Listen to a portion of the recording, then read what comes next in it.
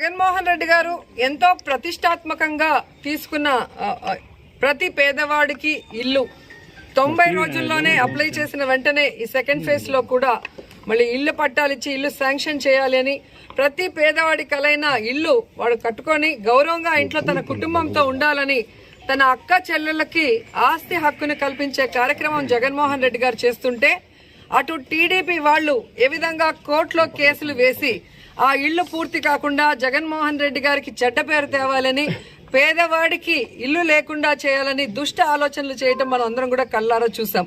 ఈ విషయాన్ని గ్రహించిన కోర్టు ఆ కేసు కొట్టేసి పేదవాడికి ఇల్లు కట్టివ్వాలి, ఎందుకంటే అది ప్రభుత్వం యొక్క బాధ్యత అని చెప్పి మరి ఒక జడ్జిమెంట్ ఇవ్వటంతో మళ్ళీ పేద ప్రజలందరూ కూడా చాలా సంతోషంగా మళ్ళీ వాళ్ళ ఇళ్లని కట్టుకునే ప్రక్రియ స్టార్ట్ చేయడం జరిగింది.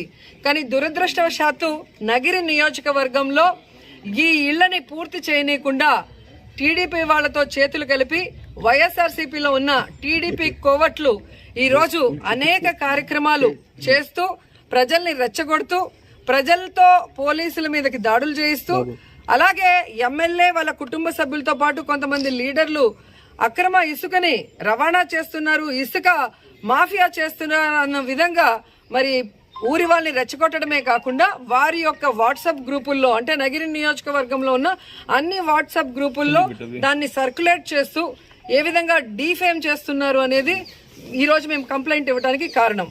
సో ఒక పద్ధతి ప్రకారం ఒక ప్లాన్ ప్రకారం ఫస్ట్ వాళ్ళు ఊర్లో వాళ్ళని రెచ్చగొట్టడం, దాన్ని ఫోటో తీయడం, దాన్ని టీవీ5కి ఇవ్వడం, అది ప్లే అయిన తర్వాత ఆ వీడియోని సర్క్యులేట్ చేయడం, ఈ విధంగా చేస్తూ రావటాన్ని చూస్తుంటే ప్రజలందరికీ ఒకే అనుమానం వచ్చింది. ఒకే పార్టీలో ఉంటూ ఈరోజు మైన్స్ మినిస్టర్ జిల్లాకు చెందినవారు, పంచాయతీ రాజ్ మినిస్టర్ జిల్లాకు చెందినవారు, ఒకవేళ నిజంగా నగిరిలో గనక అక్రమ మైనింగ్ జరుగుతుంటే ఆ విలేజ్ సెక్రటరేట్ నుంచి అటు మినిస్టర్ గారికి కానీ లేదా వీళ్ళందరూ వెళ్ళి మినిస్టర్ గారికి కంప్లైంట్ చేసుంటే అక్కడికక్కడ నిజాలు తెలుసుంటాయి. ఎందుకంటే ఇది ఒక స్టేట్ పాలసీ, డిస్ట్రిక్ట్ కి సంబంధం లేని విషయము. స్టేట్ నుంచి వచ్చిన దాన్ని ఏడీ మైన్స్ ఎక్కడైతే రీచ్లు ఉంటాయో వెరిఫై చేసి ఇవ్వటం అనేది అది అందరికీ తెలిసిన విషయం. కానీ ఇక్కడ ఏడీ మైన్స్ కి గానీ అటు మినిస్టర్ గారికి చెప్పకుండా ఇటు ఎస్పీ గారికి కలెక్టర్ గారికి ఇన్ఫార్మ్ చేయకుండా కేవలం డీజీపీ గారిని కలిసిన తర్వాత ఆ ఫోటోల్ని మిస్యూజ్ చేయడం ఎంతవరకు కరెక్ట్ అని నేను అడుగుతున్నాను. ఈ విధంగా డీజీపీ గారిని కలిసి డీజీపీ గారి ఫొటోస్ ని తమ ఇష్టమైన క్యాప్షన్స్ పెట్టుకొని చాలా మంది ఉన్నారు.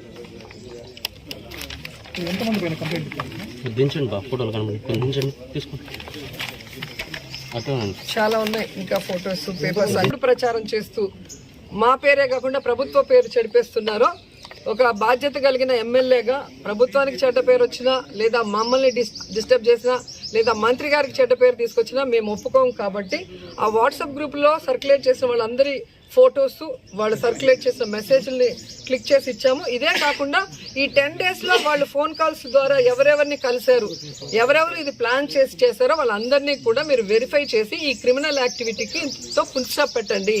ఎందుకంటే ఒక మహిళా ఎమ్మెల్యేగా గ్రామాల్లో గ్రామ సమస్యల కోసం మేము వెళ్ళేటప్పుడు ఇలా ప్రజల్ని రెచ్చగొట్టి మా మీదకి పంపించటం అంటే అమాయకమైన ప్రజలు ఎవరేం చెప్తే అది నమ్మే పరిస్థితి ఉంటుంది. కాబట్టి ఈ రోజు మీ మీడియా ద్వారా నగిరిలో జరుగుతున్నది అక్రమ ఇసుక దందా కాదు, ఇది ప్రభుత్వ పాలసీ.